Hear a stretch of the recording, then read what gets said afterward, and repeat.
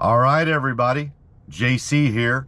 Hope everybody's having a great weekend. It is Saturday, about 1:45 in the afternoon, and going to take Tesla FSD supervised version 12.5.6.3 out for one of my gauntlets that I like to do every time that I get a new update to FSD, and we'll talk about it on the way.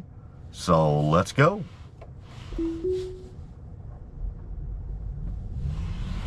And off we are. Get out of the neighborhood here in a second. Come up to the stop sign. Take a full 0 mile per hour NHTSA stop. Put on the right blinker. Take a right. Good smooth turn.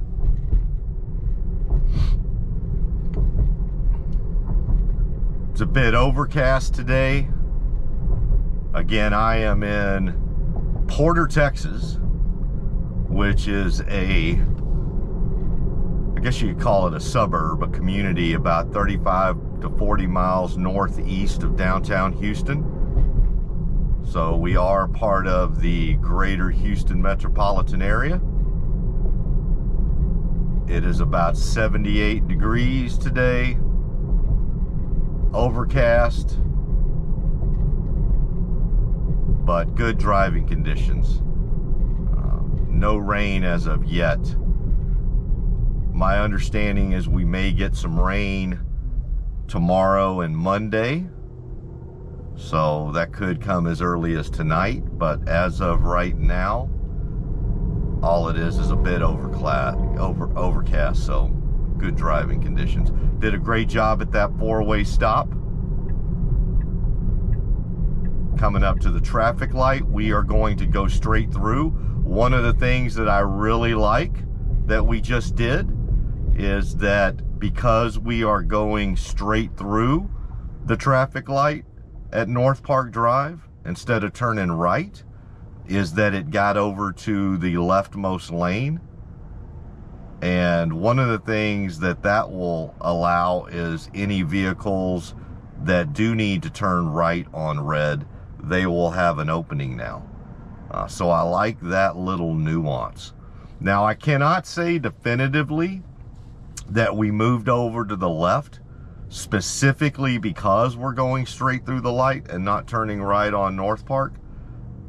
So it is just a sample size of 1 at this point where we've had this particular circumstance under Tesla FSD version 12.5.6.3. But I can tell you that on previous versions, we would not necessarily have ever, I can't remember a time that we did that. So that is a first for us to be in the right lane and then maneuver over here. So I like that. And we'll just see on future drives, whenever I have this similar circumstance, if it does that as well.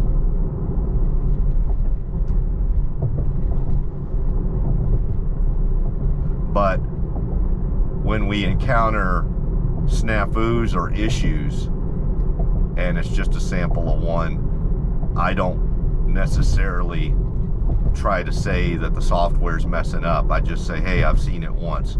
So I need to be consistent and say the same thing when it does something that's really, really good like that. Again, that's very nuanced. That's not an intervention, non-intervention type thing. That is specifically just a human courtesy driving nuance type of thing. And I like to see it doing those. All right, we're coming up to another 4-way stop. Come to our stop. We do have traffic on both sides. It is our turn. We continue on through. Great job.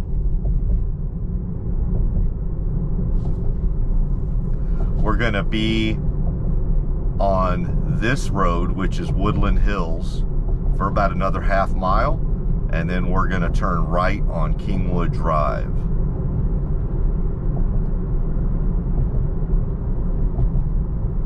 This is a 40 mile per hour speed zone, and we're going 39, which is perfectly fine. Could go a little faster, could go a mile or two per hour faster, but again, 39 and a 40 is not an issue.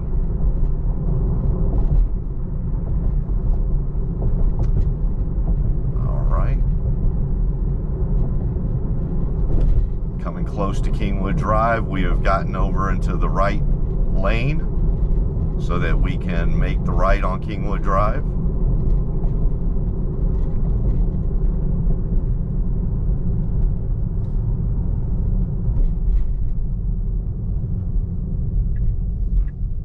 We get in queue, turn our blinker on. This is a turning only lane, so everybody in this lane should be making a right here, which makes it a bit more efficient from a civil engineering standpoint.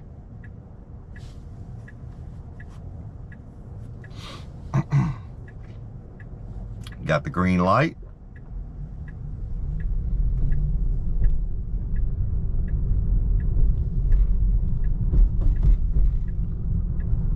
Wow, very smooth turn. Stayed within the lane the entire time. Did not bleed over into the next lane. That was tight, smooth, confident. Very good.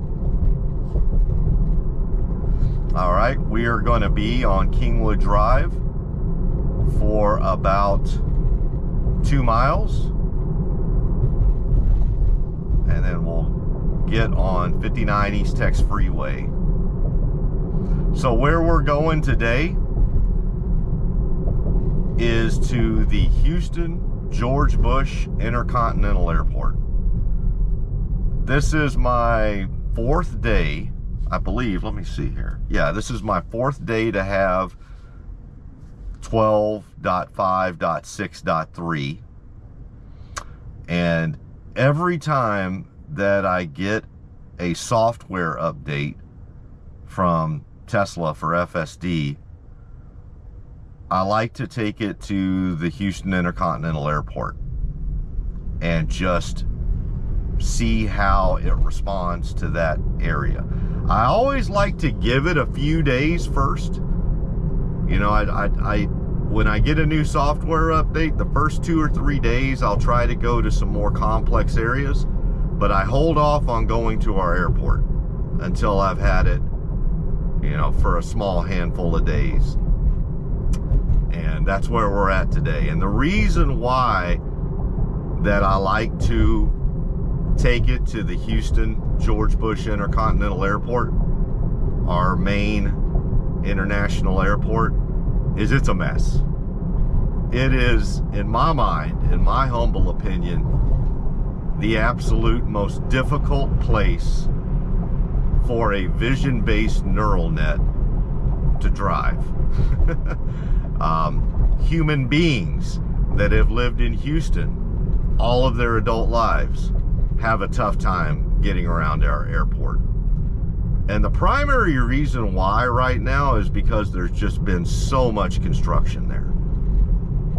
And to the point where not only have a lot of the roads around the terminals been completely altered and no longer are they consistent with what's on Google Maps. So not only do you have that issue, let's put a pin in that, the signs, the temporary signs that they have at the airport to let you know that things have changed and to go this way instead, those aren't very good. In many cases, they're a bit wrong. And I get it, because when you're in the middle of so much construction, even your signs can get out of date. And they really, and not only are they inconsistent, but they're right on top of you. And what I mean by right on top of you is you don't get like a quarter mile or a tenth of a mile warning, or in a lot of cases even 100 or 50 feet warning. It's just like Terminal C departures, here, now, go.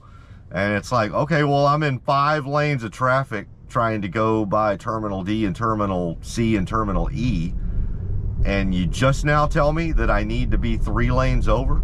So it's bad. And in fairness to the good folks at our airport and the folks running our airport, our airport needed some construction. It needed a facelift. It needed to be brought into the 21st century, and they're doing that. So if you go inside many parts of the airport, like Terminal E and Terminal C, they look so much better today.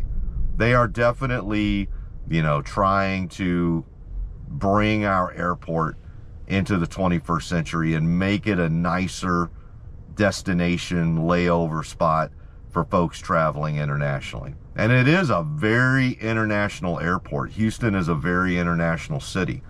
And so we have quite a few folks flying into, through, from our airport. And so we want to make it nicer. But what that's done is, on the outside, it's inflicted pain on anybody trying to drop somebody off at the airport or pick someone up from the airport. So I say all that in that if you're wanting to see how well a neural network based driving software is doing, and that it's truly vision over C++ hard coding, our airport's going to tell you. It's going to prove it. It's going to prove that you're on a neural net and not hard coding, and it's going to tell you how well you're doing. Because experienced drivers who have been driving for a while and who live in this city, forget about visitors. Visitors to this city, just don't go to our, get an Uber. Like, do not try to, just get an Uber. Let me put it that way. But so take them off the table. We're talking about experienced Houstonians driving to the airport have fits. And anyone that's from Houston or lived in Houston before, you can comment. And even if you've lived here before, you probably haven't seen our airport lately. They can comment on this and confirm it for me. Even experienced Houstonians have fits at our airport. So if you do well at the Houston airport, you are a top-notch 5-star Uber driver based in Houston, Texas, who goes to the airport a lot. All right. I technically think they ran a red light there, that white Chevy Silverado. I could be wrong. I can look at the video. It may have still been a little bit of yellow when they first crossed into that intersection, but I'm not so sure. I think it was red when his front tires were still on those white cross-section lines. But hey, fortunately he didn't get T-boned, or he did not T-bone somebody. So yes, so we are on the way to the airport. My first destination at the airport, and where I always go to start this gauntlet, is I go to the rental car center. And the reason I like to start off at the rental car center is in a robo-taxi cybercab environment, where I believe there'll probably be hubs of robo-taxis, hubs of cybercabs in and around cities. If there's going to be a place where you're going to have a hub, you're going to have one near every city's airport. And so today's rental car centers are probably going to be the best locations for any potential robo-taxi cybercab hub. And so that's where we're going first. So we're taking Tesla full self-driving, supervised version 12.5.6.3 to the Houston Intercontinental Airport Rental Car Center. And it's huge. Our rental car center is a big place. All right, so did very well going under the bridge, getting onto the feeder. Now we're on the on-ramp to 59 East Tex Freeway. We're going southbound towards the airport. Got our left blinker on to get over to the left. No traffic directly there, we're good. Starting to speed up a bit. Getting over to the left even more. We're going to be on East Tex Freeway for about 3 miles. And we'll get off on Will Clayton Parkway. We're going about 74 and a 65, doing very well. Although the car to our right looks like they're going about 90 in a 65, and they're all over the place. Good for them.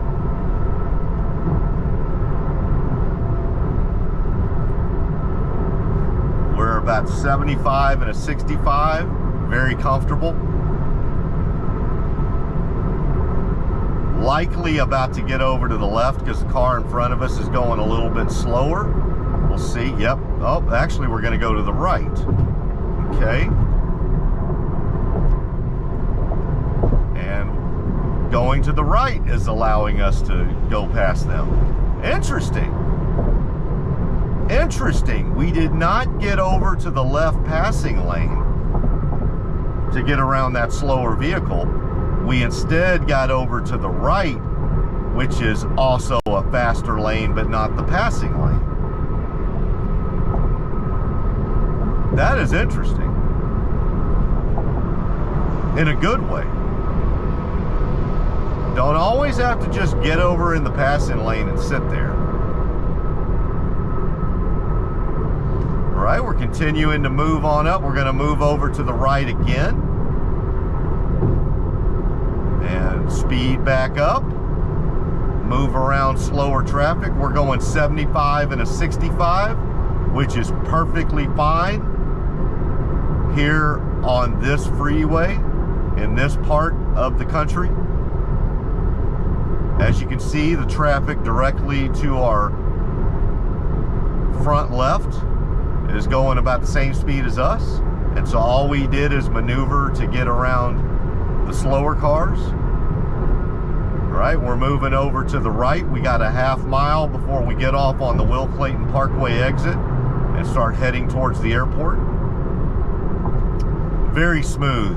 So we were on the freeway for about 3.5 miles, and I would not have done anything different than what FSD just did for those last 3.5 miles. In fact, I think it may have done better than what I did. I think I would have just defaulted to getting into the leftmost lane to go around that slower vehicle. But it had more eyeballs and better eyeballs than me, and knew the path to least resistance was going to our right, and that, oh, by the way, in about 2 miles we got to get over to the right anyway. So we are now on the feeder. We have gotten off of 59 East Tex Freeway. We are on the feeder going southbound, going towards Will Clayton Parkway. Moved over to the right. Great job. We're going 63 and a 50, which is going along with traffic, as you can see. Excellent job. Love it. All right, slowing down just a little bit as we are going to make a right turn onto Will Clayton Parkway. Start slowing down. Here we go. Oh, got a nice white Model Y. Couple of cars in front of us. Right in front of that dark F-150. All right. Got some merging going on. We allow them to merge. We want to get over to the left and avoid them, but it's a little difficult right now with traffic coming. There we go. We got a gap. Get around, get out of that right lane. there will be quite a few people turning right from that right lane. There's a lot of park and ride type places. I guess I shouldn't say park, off-site long-term airport parking to the right. I think there's probably 3 or 4 large parking off-site long-term parking sites, so quite a few cars will be turning right from that lane, so probably a good idea to get out of it and over into this middle lane.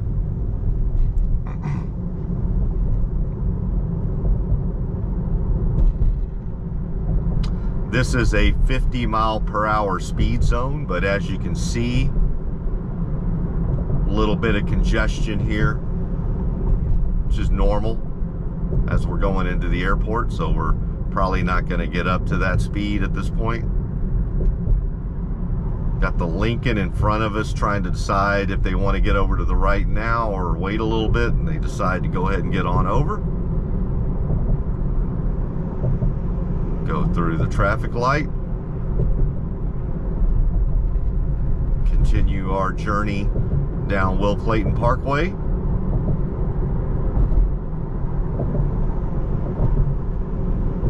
Yep, and there's the first directly to our front right. You can see a very large off-site long-term airport parking lot.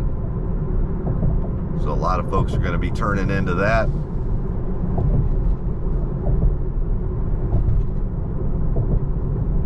Got some hotels, off-site hotels along the road as well. Convenience stores and fast food. Your typical stuff as you're driving into a large airport. So probably good to stay away from that right lane.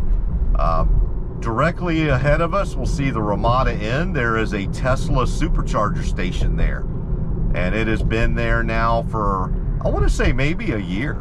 So I think they've got about, is it 12? Yeah, I think they've got 12 or 16 superchargers over there, all of them 250s. So that's great that we have a supercharger station literally within 3 to 5 miles from the airport. So that's good. Got another off-site long-term parking location, the parking spot.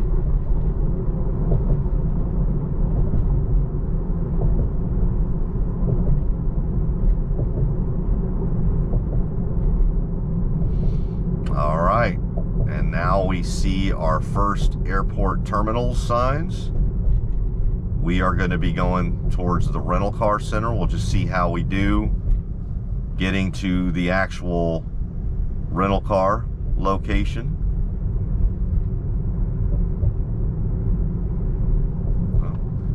Got a stoplight. There we go.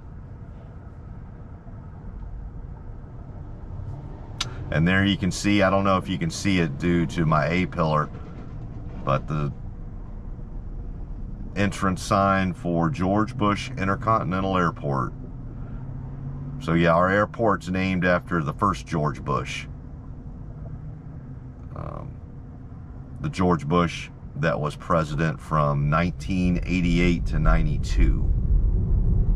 And made his home along with his wife Barbara here in Houston. They have both passed on, no longer with us. Rest in peace, George and Barbara. Very nice couple. If you were a Houstonian, you would see both of them, and George, the president, a lot out on town. You certain restaurants, you'd see him come in, and when he was even in his early 90s, he would walk the restaurant and shake everybody's hand, kiss all the babies. I really got the feel, so I actually did get to meet him probably 3 or 4 times, and honestly, not at any events, just happened to be at a restaurant at the same time he walked in, and he would walk around the entirety. As soon as he would come in, they'd get him a table, and he would just walk the entire restaurant. And you could get the sense he was one of those individuals that got energy from that. Most of us probably would get zapped from doing that and need to go rest a while. He actually got energized from doing it. And so that's probably, if you ask me, what's the, like, what makes a politician? What's that one ingredient that takes you from being a business person, somebody that can somebody that can go that extra leap and become a politician? Do you get energy from a room full of people, or does a room full of people zap energy from you? If you're in that latter group, do not go into politics. If you're in that former group, maybe, but Google yourself. What did you do in high school? What papers did you write in college? All right, let's get back on the drive. All right, got the sign for the rental car center. We start making our way over to the left, and we are now firmly in the lane that says rental car. We're going 52 and a 50, perfect. Especially at the airport, you don't want to be going too fast around here, because most folks that are driving here, obviously they don't drive here a lot. Okay, there we go, got the diverge towards terminals A and B, and we're going towards the rental car center. Great job. Good job on lane selection.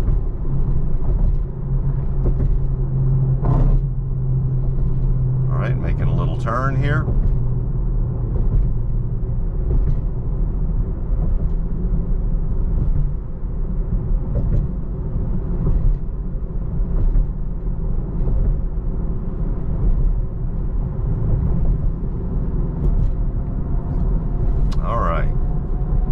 Have a little bit of a merge here, but there's no cars coming in from that direction, so don't have to worry about it.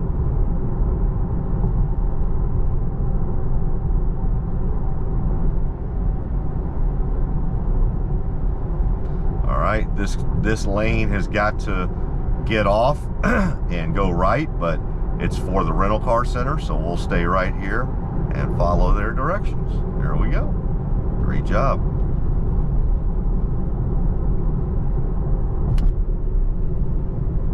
Okay, we will be on this feeder road for JFK. That was the road we were just on, was JFK, which is one of the main thoroughfares going through our airport. We'll be on this feeder road for about another half mile. And then we will take a left underneath a bridge that is in place underneath JFK, and go underneath it, and then eventually take a left towards the rental car park.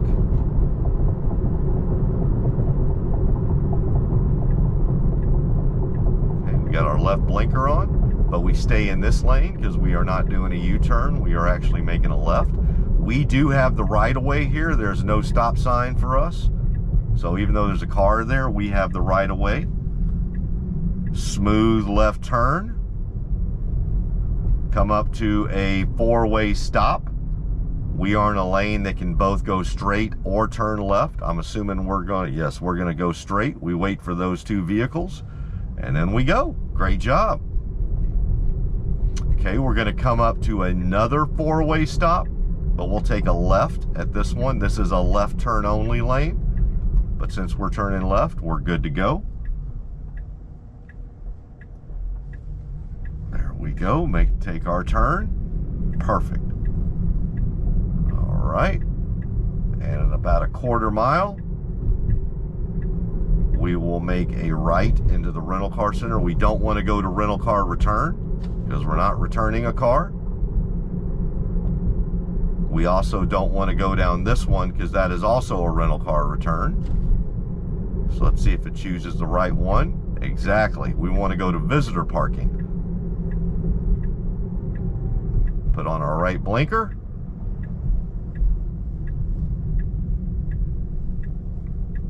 And there you go. You see right in front of us the rental car park. It is huge. It is humongous. So we will park in the visitor parking right next to the rental car hub here, which would be very similar to a robo-taxi or cybercab hub.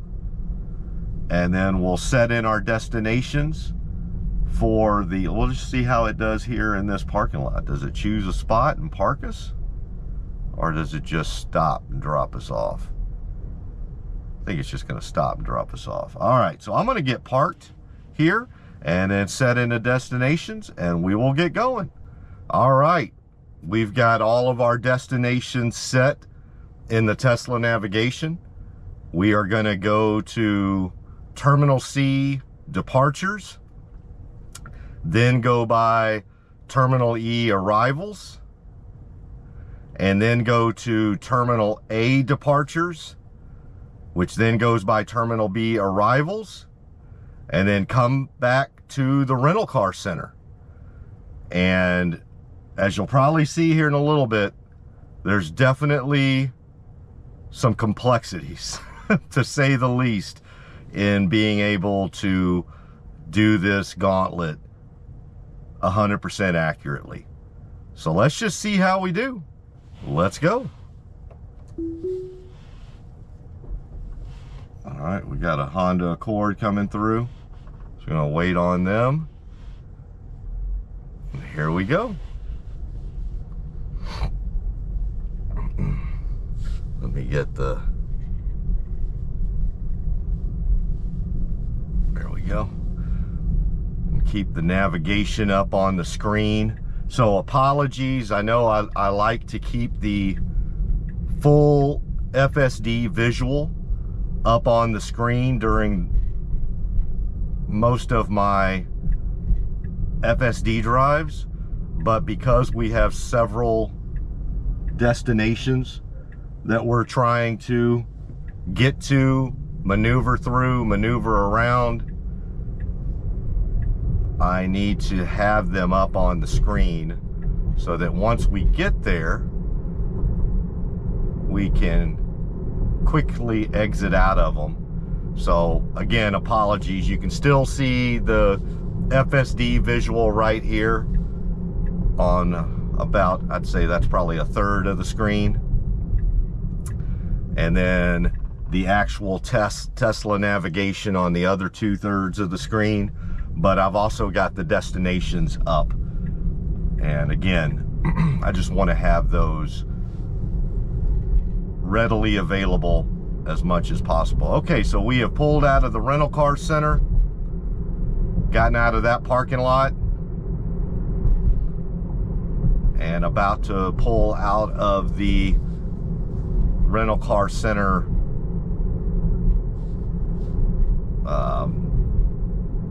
area, if you will. So now we're pulling through.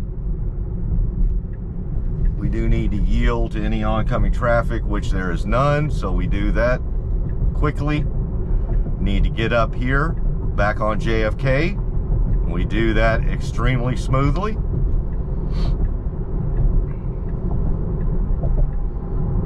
All right, and you see the signs for Terminal C, D, and E.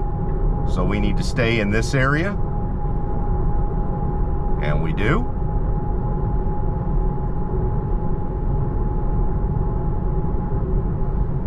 All right, we're about to diverge between Terminals A and B and Terminals C, D, and E.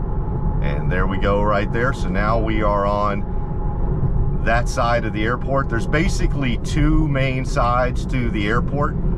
There's the Terminal A and B side, which is mostly regional. So if you're flying to Baton Rouge or Shreveport, San Antonio, Austin, Dallas, pretty much anything within, say, 1,000 miles, you're probably going out of Terminal A and B. And then everything that is longer domestic flights, international flights, that's all going to be C, D, and E. And so, quite frankly, Terminal C is the most difficult. So let's do that one first. So our first destination is the Terminal C departure ramp. All right, we're continuing to move along here. Got cars parked to the right who are waiting on their loved ones or friends to arrive. So they hang out to the side until the police come along and tell them to move. There is a cell phone lot in a couple of places around here, but a lot of folks like to hang out right there because you can get right onto the road for Terminal C. And as you can see, we got quite a bit of congestion to get into Terminals C, D, and E. So we'll need to get into that, and we'll see how our lane selection does here. And one thing you're going to see is it can get pretty crazy around here, folks trying to get in and out. So let's just see how we do. So it looks like for departures on C, we need to be in the leftmost two lanes. Only thing is, I think the lane that we're currently in will eventually only take you to parking. So we're going to have to be cognizant of that and just see how we do here. All right, continuing to move along. Got some road construction to the left, congestion all around, temporary signs, some with garbage bags over them. All right, we're moving through. A lot of traffic going into Terminal D today. Must be a lot of folks flying internationally. All right. Some folks trying to move over to Terminal D. All right, we make the first step. This is where Terminals D and C and E diverge. So we properly stayed where we needed to for Terminal C. Okay, we're going to need to make a slight little curve here to avoid. There you go. Perfect job.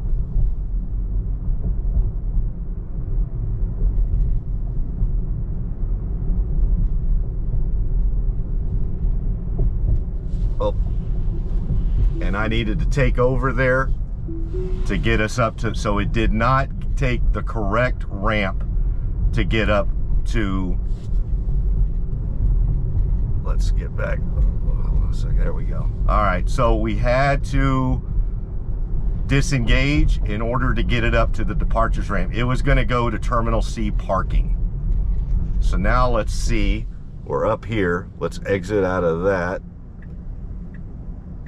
Okay, following the police officer's directions. Great job. Continuing to follow the police officer's directions. All right, we're gonna go around a truck that just parked.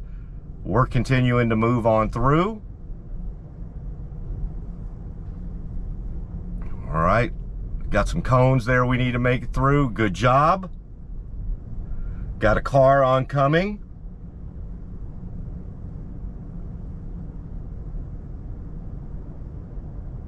All right.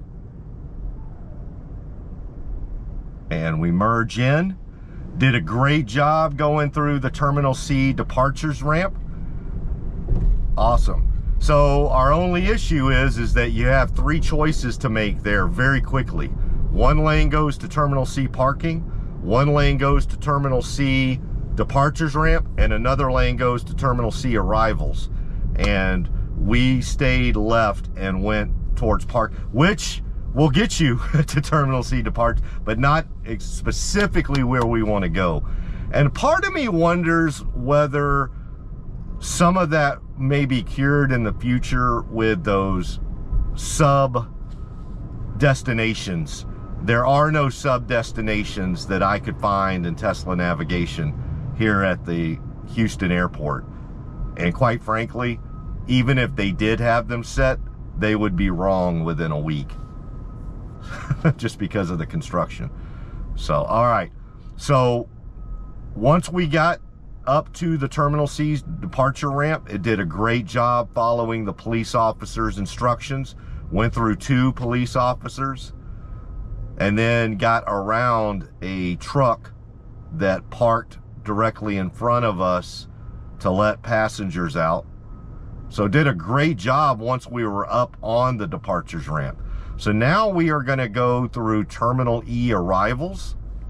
So we're going to be driving right by where folks getting off a flight at Terminal E come out to meet their family and friends to get picked up. And it's a cluster, you know what. And usually there's a lot of police officers out here as well.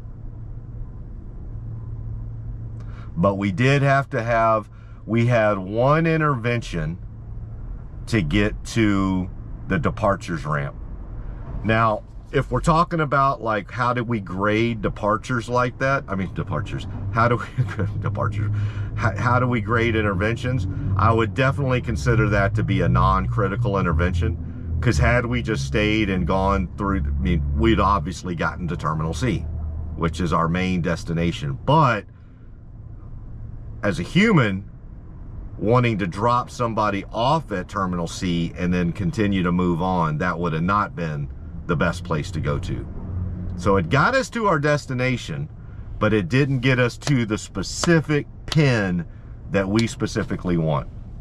And another issue with the airport is not only are there not sub destinations here where you can pick Terminal C and then there's like 8 different places at Terminal C you can select. We don't have that in Tesla Navigation yet.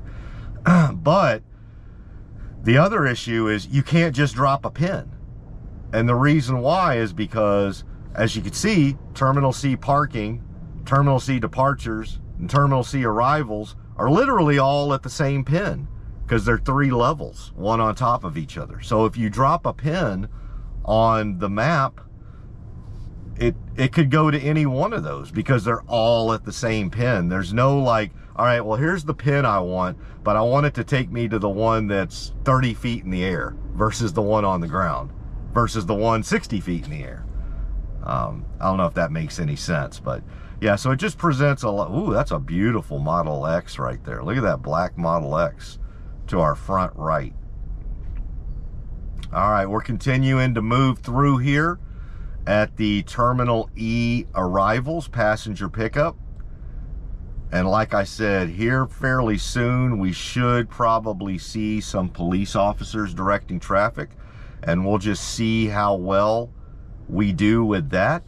We did not have to intervene up on the Terminal C departure ramp for the 2 police officers there. That was great. We'll just see how we do here. And let me bring that back up again. Right.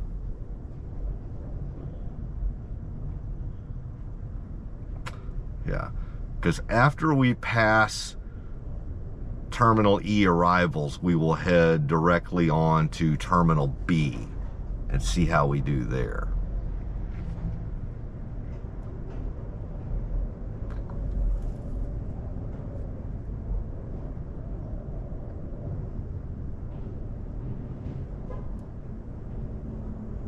Yeah, a lot of congestion, lots of congestion. A lot of passengers arriving, trying to find their family and friends. Family and friends trying to find their loved ones that just got home or just arrived. So it is a cluster.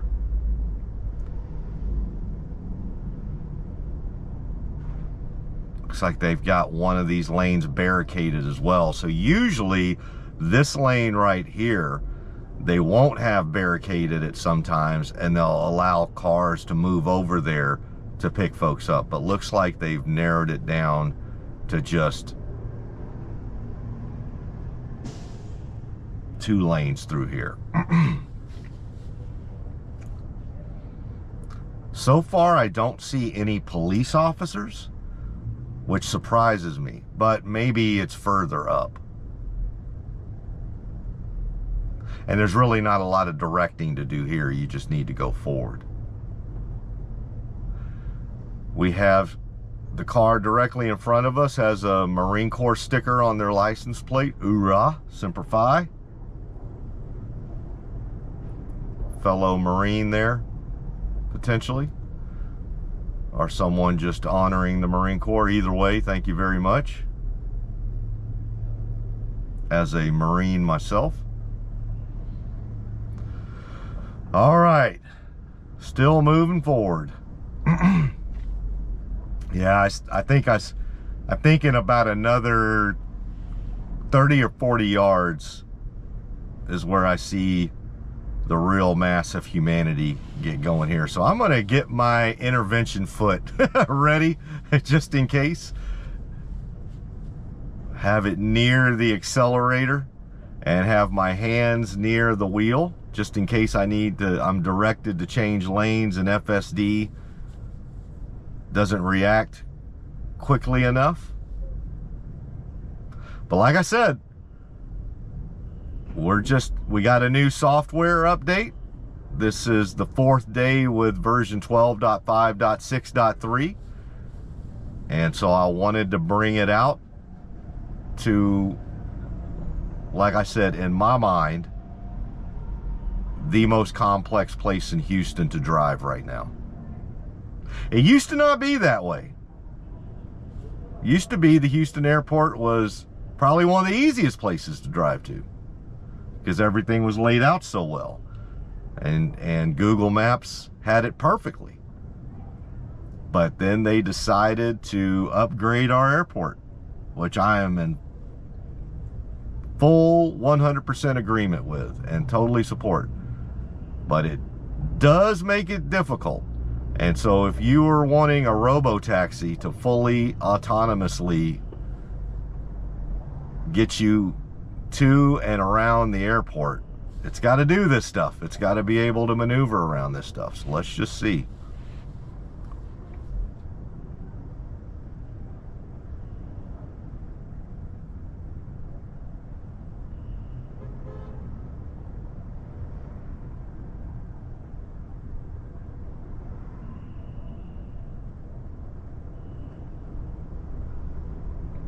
All right, looks like the barricades are coming down and it does go into 3 lanes here. I'm gonna roll my window down just to say hello to the police officers, thank them for what they're doing.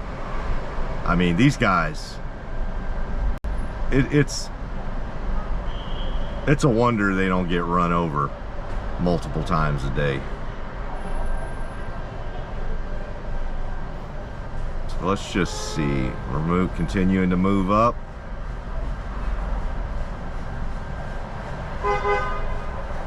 Got some passengers getting in. It's like a young man and his wife. They're getting into their Lexus.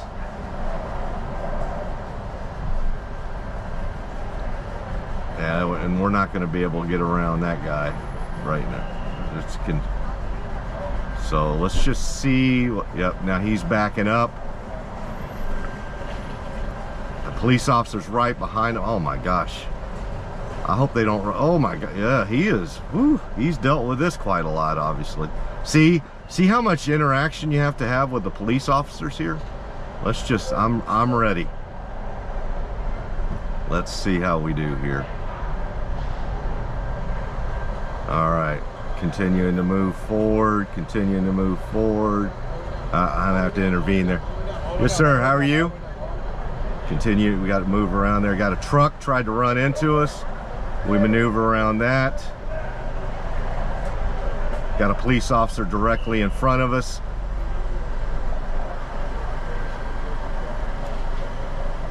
All right, I got my foot ready just in case. Let's see how we do here. We got another car to our right. We're gonna move up here. We got all right. Police officers continuing to move us on up.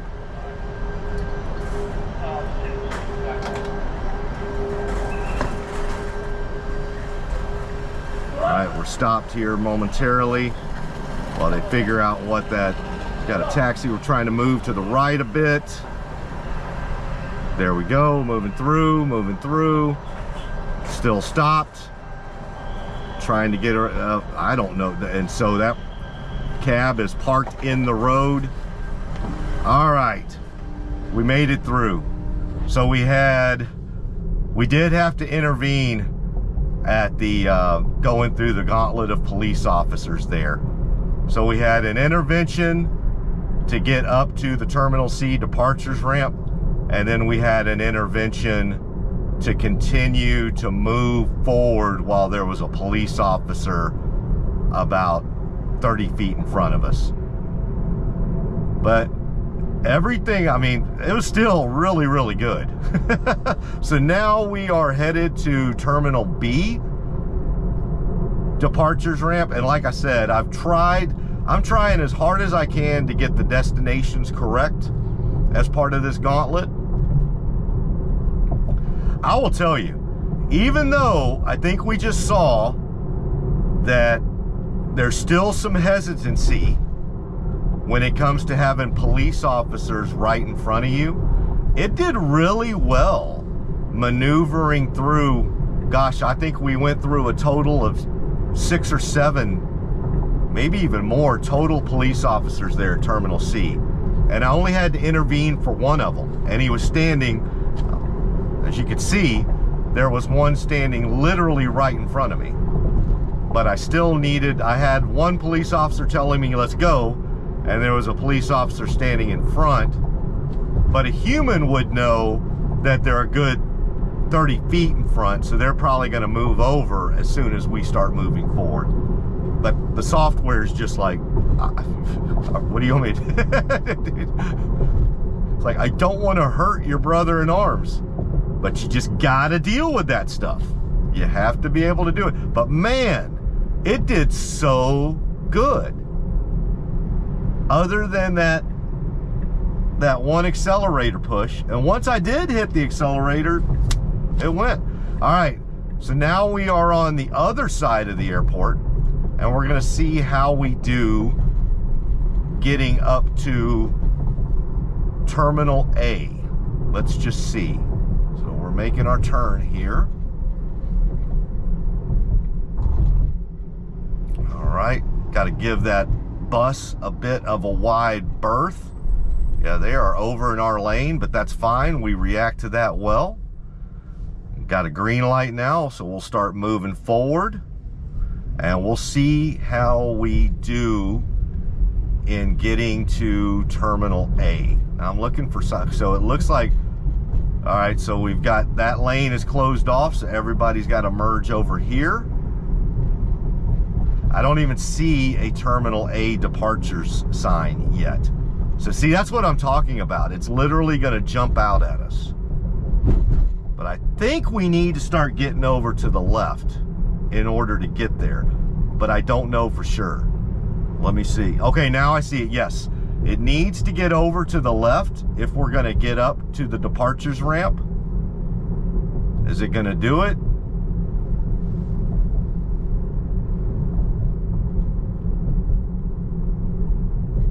Did I have the right? Oh gosh. I don't think I had the right navigation in. Is it gonna, it's, shoot. All right, this one's on me. I had us going to Terminal A arrivals instead of departures. So let me exit out of this. We got some more police officers. That one's on me, folks. That one's on me. That one is on me. All right, police progressing through. Well, we got to stop because there's a car stopped in front of us. So even if the police officer wanted us to go forward, all right, we're trying to go right around this car. We have another police officer directly in front of us. Are we going to get to the right? A police officer moves just a bit. There we go. We're going to be a little careful here. Got a car double parked over there. Let's see, we're trying to get over to that direction, but we got that car right there. Yep. Okay. I'm trying. That car right there. All right. We had to intervene again, and that was because that car behind us was... Yeah, so let's see what we do here. So another intervention. All right, we got, yeah, the police officer was trying to get me to move, but the problem is that car, I was gonna hit that car if I'd moved there, so I had to let that car maneuver around. So that was Terminal A, arrivals. And now we're gonna go back to the rental car center.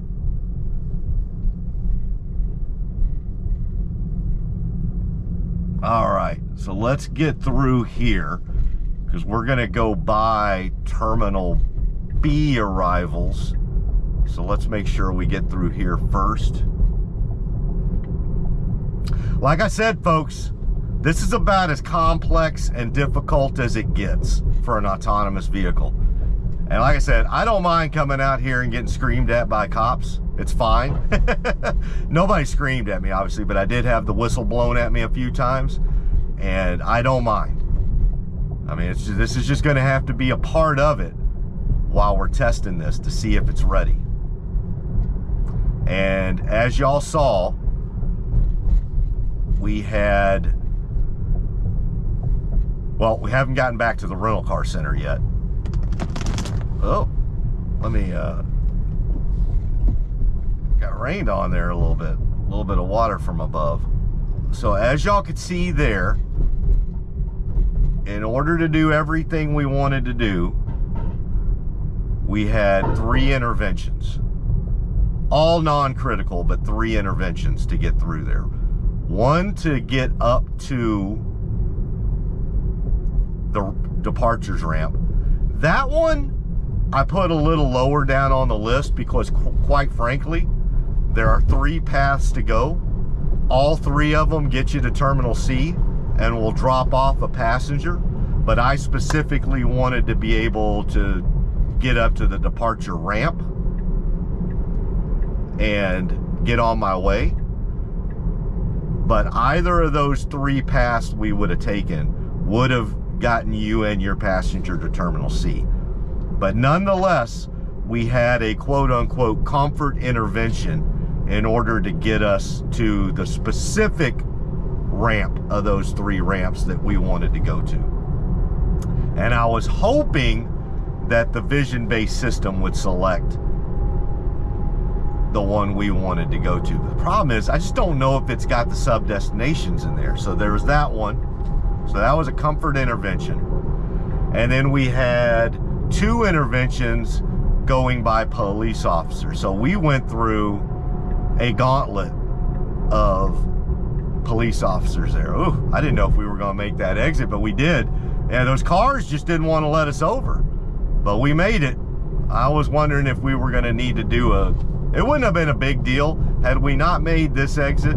There's another one about a mile up there, and you would just come back around to the rental car center. So that wouldn't have been a big deal from a navigation standpoint, but it made it, notwithstanding those cars that wouldn't let us.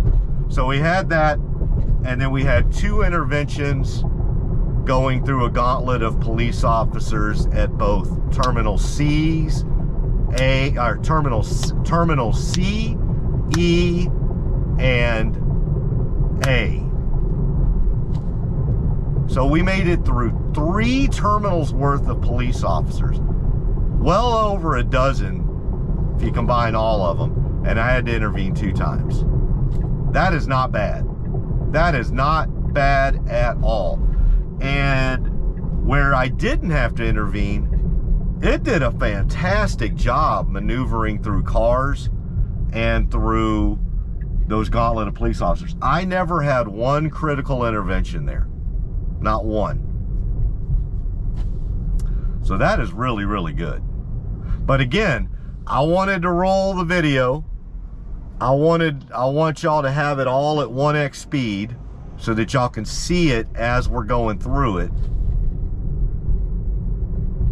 And number one, show how amazing this technology has gotten. I mean, guys, what we just went through, the fact that I only had to intervene twice with a small accelerator push through all of those police officers is breathtaking.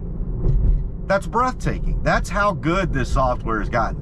But then number two, are we ready just to send a fully autonomous robo-taxi / cyber cab out to the Houston Intercontinental Airport and go to all the terminals and drop people off and pick them up without any human intervention whatsoever? No, we're just not there yet for this airport. But I wanted y'all to see that because I don't think most airports are in a situation like ours right now. I think ours is at a level of complexity and difficulty right now that's probably beyond most other cities' airports. Like, I've seen some FSD videos of like the San Francisco airport. That's a piece of cake. Even LAX, because y'all just don't have the construction we have right now. All right, so I'm gonna get reparked here and then we're gonna head on back to the house. All right, so we are done at the airport. Got my home destination put back in. So let's head on back to the house. We're done with our gauntlet for this go around. Let's head on back to the house.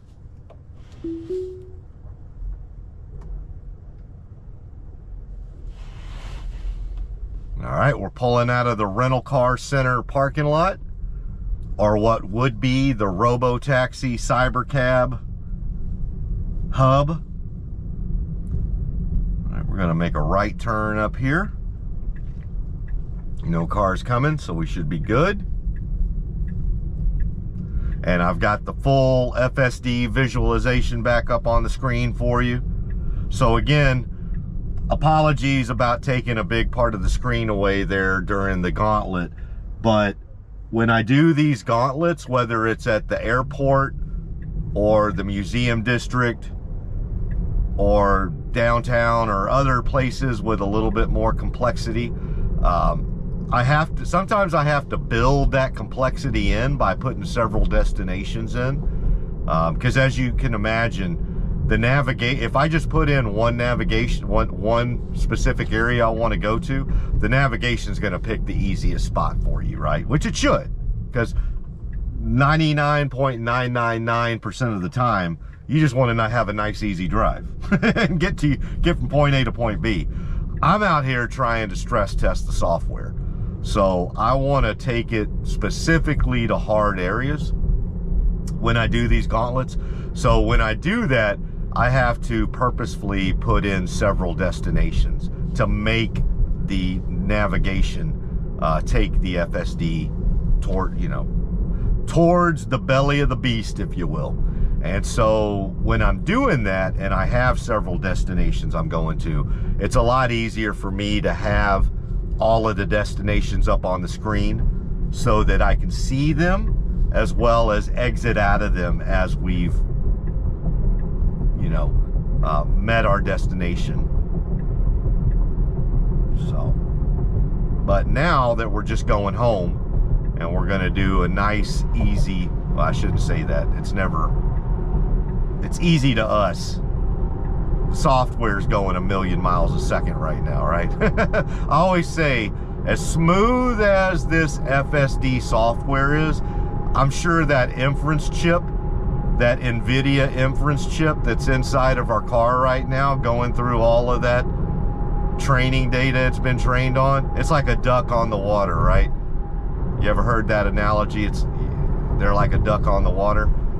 So on top of the water, everything looks nice and serene and the duck is just floating around. But below the water, those feet are just going 1,000 miles a minute.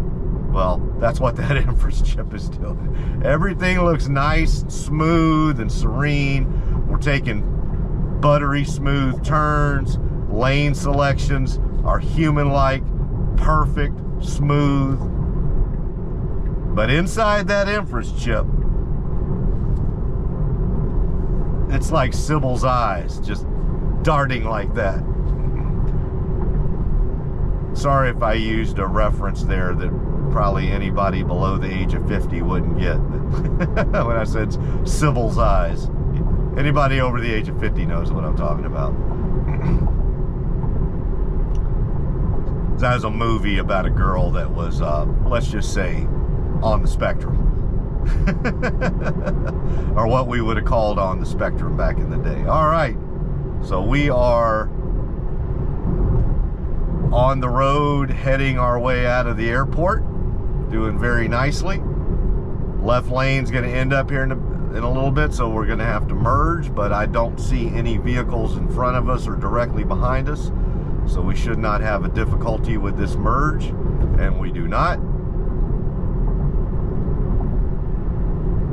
All right, so now we are firmly on the road, heading out of on Will Clayton Parkway, I should say. Heading out of the airport. We'll be on Will Clayton Parkway for another 2.5 miles. And then we'll get back up on 59 East Tex Freeway and we'll go northbound to head home. So yeah, we did the gauntlet again, like I always do with each new software version. So what I can tell you, as somebody who has taken FSD through the Houston Intercontinental Airport gauntlet every time I've gotten it, has it improved? 100%. I could definitely fit, just from a smoothness factor, lane selection factor, how it maneuvered around all that massive humanity and cars and police officers, no doubt about it. However, is this version ready to send out as an autonomous robo-taxi to pick people off and drop them off at all 5 terminals of the Houston airport? No, it is not. Now, I've run the gauntlet one time. So that's a sample size of 1. But based on my sample size of 1, we did have to intervene a couple of times. There were zero critical interventions. I did not have to take over to avoid a wreck, to avoid hitting another car, to avoid hitting a human being, arriving at or getting picked up or getting dropped off at the airport. I did not have to take over to avoid hitting a police officer trying to direct traffic. So we had 0 critical interventions. I did have 2 non-critical interventions to follow the directions of a police officer. And I had 1 additional non-critical comfort intervention to get up to the departure ramp in order to get to where I would prefer we go to drop off somebody at Terminal C. And the reason why I put comfort around that one is because had we gone to Terminal C parking like it was going, we'd have been fine. We could have dropped, we would have that's where you also go to drop off people. So if I'm going to Terminal C drop off, that was 100% accurate. But it wasn't specifically where I wanted to go with the pin dropped. The problem is that pin drop, it's Terminal C parking as well, because they're exactly at the same spot. So I just don't know. That's a good one. Like in that particular scenario, you just got to have like I'm not even sure that I have the functionality to drop a pin for the departure ramp right now. So it's almost like you got to be able to talk to the car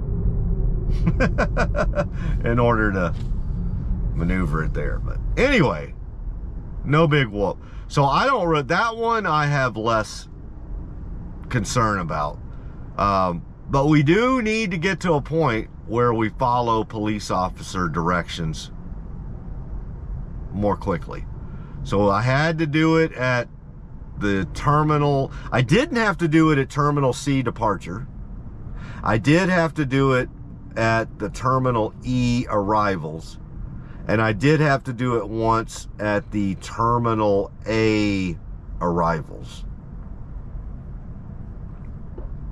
We didn't get up to Terminal A departures, but that was my fault. Again, getting the navigation, the pins right for our airport is just, it's damn near impossible at this point.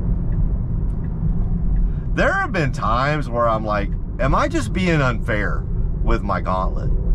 Because it's tough to put a pin in the right spot because of all the road construction. But I'm like, no, let's keep doing it, because even if we can't get pins dropped correctly at the Houston Intercontinental Airport because of all the road construction, at least, even if I have to intervene because of a bad pin, at least we can still get a feel for how it's doing around passengers and police officers and other vehicles. And as that goes, it knocked it out of the park. It is definitely better. All right, we're getting up on 59 East X Freeway going northbound. And by the way, all the lane selection over there at Will Clayton Parkway, getting under the bridge, coming up. Sorry I didn't talk about that, but it was buttery smooth. There wasn't anything to talk about. All right, now we're back up on the freeway. We're doing some lane selection now to get around these slower vehicles. Doing a great job getting in the leftmost lane. That's where the fastest traffic is as we speak. So that's what I'm starting to notice, is that when there are slow vehicles, I think it's just, it doesn't care about whether it's a passing lane or the right, or a lane to the right. It's choosing the lane with the fastest moving traffic. And if that happens to be a lane to the right of us or the passing lane, it's not going to differentiate. So right now we are going 77 and a 60, and we are going along with traffic. Beautiful.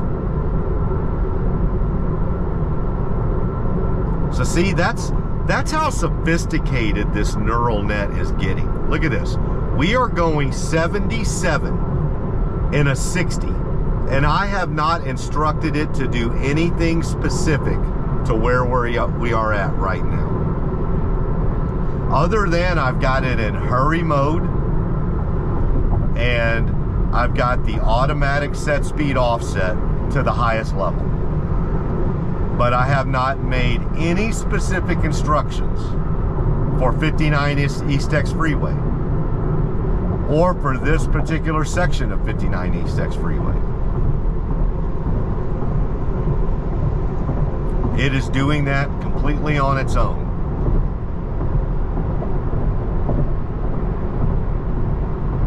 All right,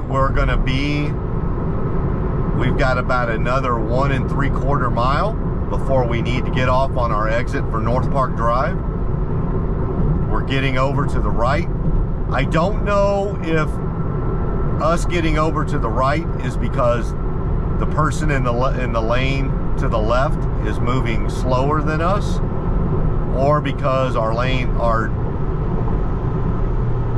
departure ramp is coming up in 1.25 miles. We're continuing to move over to the right, and we move all the way over to the right, which just happens to be, for whatever reason, the fastest moving lane right now. That's the thing. That's another great thing about the software, is it just adapts.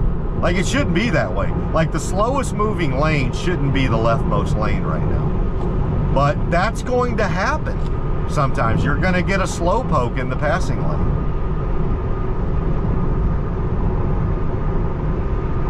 All right, we're about a 1/2 mile up to our exit. And there we go. Throw on our right blinker, and we get over smoothly.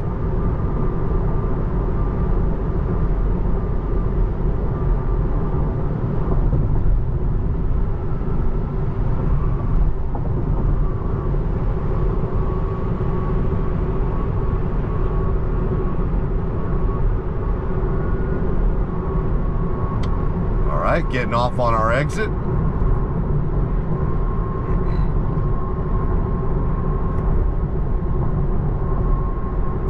And once we get off of this exit ramp and we are on the feeder, we are now on the feeder for 59 East Tex Freeway going northbound. We'll be on this feeder for about 1.25 miles. We're gonna go through this traffic light up here, and then we're gonna take a right on Knox Drive. But it is just, we got a car really slow in front of us, and what do? We get over, get around it, nice job. And then look at that, get right back around. Awesome, and we're going 58 in a 55. So that car that was directly in front of us, we were in a 55 mile per hour speed zone. They were going about 40 because they didn't know what they needed to do. And now I look at them, they went all the way over to the right and turned into Lubies. So they were a traffic hazard right there. And Tesla FSD supervised version 12.5.6.3 safely got around them to the left lane and then immediately got back over. And we did that going 58 miles an hour in a 55. Absolutely freaking perfect. Absolutely perfect. Yeah, the only thing that I've had to intervene for today during this entire gauntlet drive is for a police officer standing directly in front of me about 30 feet in front of my car. And that was at Terminal E arrivals. And then at Terminal A arrivals, a police officer wanted me to continue to move forward, but there was a car, and I don't know if y'all saw it in the video, but they were like headed direct. They were in the next lane, and they were trying to get over into our lane and kind of like going like this. And see, we were stopped trying to let them get over. Yeah, it's just, when you invite people on foot, police officers on foot, and cars trying to do things they normally wouldn't do in this regular environment, it's just gonna take the software and the inference chip a little bit more time to take that all in, which is what and man, that was such a smooth turn right there. Wow.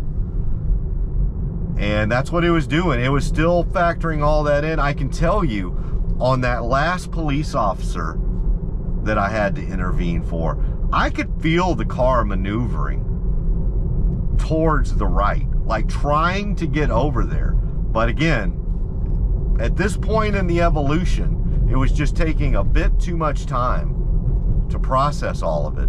And then as soon as I touched the accelerator and gave it a little bit of like confirmation, it was off.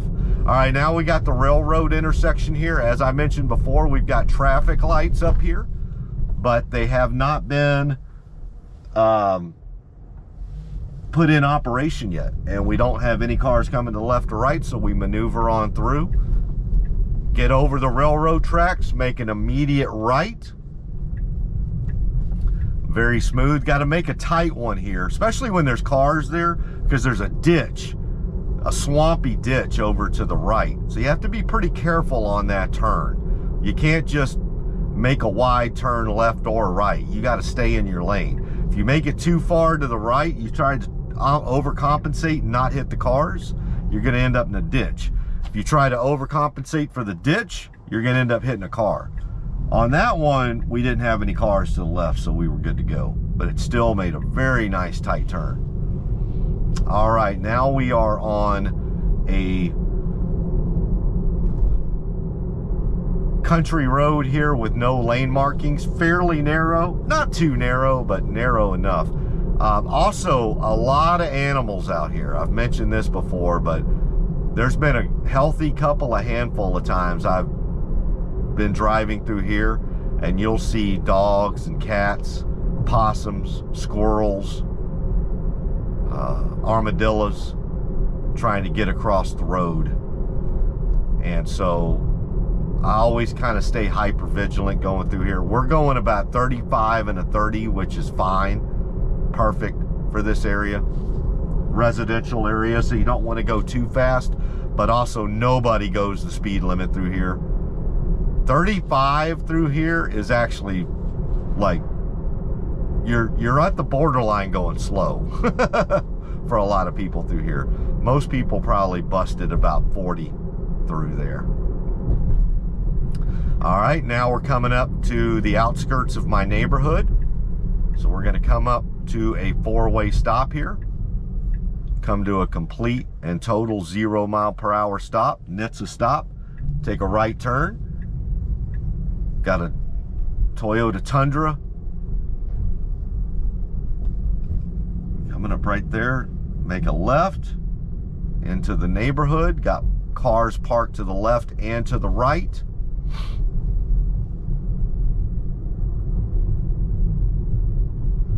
Maneuver in between those nicely.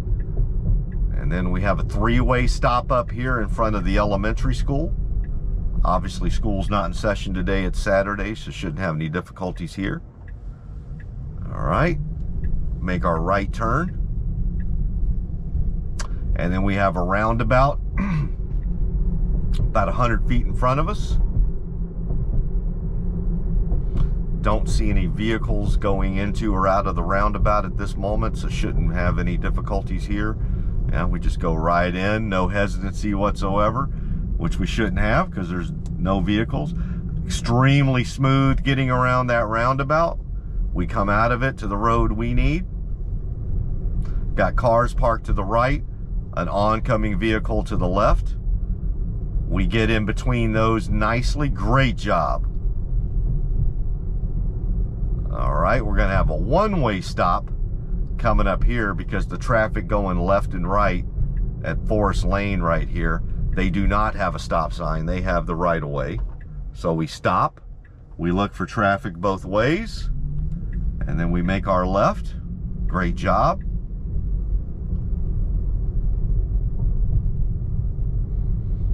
Gonna make a right turn here, but there's no stop sign, so we can just make a continuous right.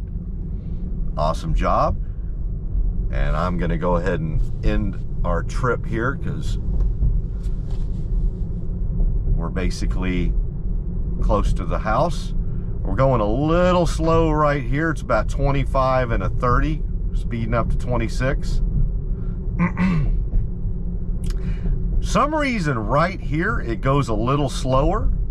I don't know why, but it just does. It slows down here, and then I bet you it speeds up right after we get past this mailbox. And I'm going to end the trip up here in a few feet, so I'm going to go ahead and put on my hazards for anybody that might come behind us. Let them know that they can get around us. Let me go ahead and end this. All right. Let's stop up here by the mailboxes. Great FSD drives. Yeah, so we did the Houston Intercontinental Airport Gauntlet. Let me get over to the right a little bit more. We were over a bit, but let me get up on the curb a little bit there. There we go. So we did the Houston Intercontinental Airport Gauntlet. Did great. We did have a couple of interventions, but again, I'm going to tell you, I go into these gauntlets expecting to need to intervene, and so it's really more about the feel of maneuvering through all the complexity there. And I'm telling you, pretty soon there'll be a day where not only do I do that gauntlet and have absolutely zero interventions of any type, comfort or non-comfort, non-critical. They're all non-critical. So again, all of the interventions were non-critical, but there will be a day where not only will we not have any non-critical interventions, but we won't have any comfort interventions as well. From a nuance perspective, it'll be completely comfortable, and I won't make a comfort intervention either. And it's just going to do everything. We're not there yet.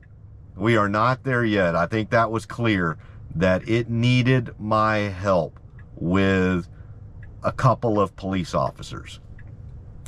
But that being said, we went by about a dozen others and did perfectly fine with them.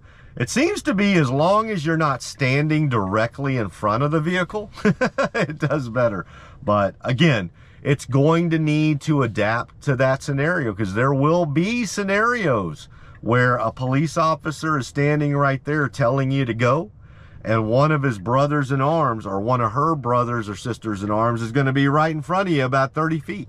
And you're just going to need to know that what they mean is, we need you to continue to move that way, but then stop and don't hit my brother or sister in arms and move over that way. And, you know, a vision-based neural net just needs to be fed more data of that taking place, because those scenarios are going to exist at certain airports or in certain complex environments over in other countries. That may be the norm. Like the Houston airport, that may be a normal city street in places like New Delhi or, you know, other places internationally. So that's about as complex as it's going to get in the city of Houston. And that's what I wanted to hit it with today. And I'm going to tell you what. Yes, did we have the most interventions we've had of any drive since I've had 12.5.6.3? Absolutely. But would I say that's the best drive I've had at the Houston airport since I've had FSD? Abso-freaking-lutely. We're getting there, folks.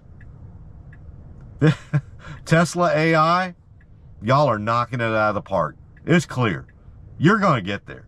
Because if I can get through 5 terminals at one of the worst, I shouldn't say worst, it's a great airport, but one of the worst airports from a current construction standpoint like that, you should be able to do anything with a vision-based neural net. And that's what Tesla AI team is doing. Great job, guys.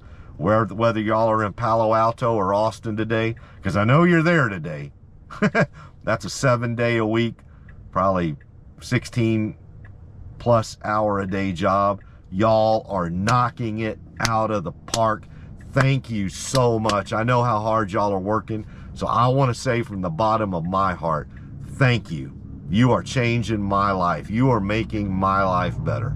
And I want to thank you for that. And I know you're putting in some really hard hours. Hopefully they're catering y'all's work with some really good food, especially if the folks that are in Giga, Texas and Austin, if they're not catering a barbecue for y'all, then let me know, because I'll say something on X. That's pretty crappy if they're not catering good barbecue for y'all. We need to get that up on X and shame the management of Tesla AI. Palo Alto, I mean, guys, it's California. It's going to be bland, okay? I'm sorry. I'm just making fun of the California peeps. I'm sure y'all are getting good catered food, too. It just ain't Texas. Sorry. It's never going to be Texas food. Texas barbecue, Texas burgers, Texas Mexican food. Sorry, y'all just don't. And I know y'all have Mexican food in California, too. Guys, no, you don't. This is Texas. This is Texican. This is Tejas. You're just not going to compete. So at least we ought to be catering y'all better. So to the Tesla AI folks, thank you so much from the bottom of my heart. Let me know in Giga Austin, Giga Texas, if y'all aren't getting your Saturdays and Sundays catered properly, because we will get that up there on X and we will shame their butts. All right, everybody. I hope y'all are having a great weekend. Hope y'all have a great rest of your Saturdays. And as I always say, I'll see you soon. Maybe tomorrow. All right, everybody. Bye-bye.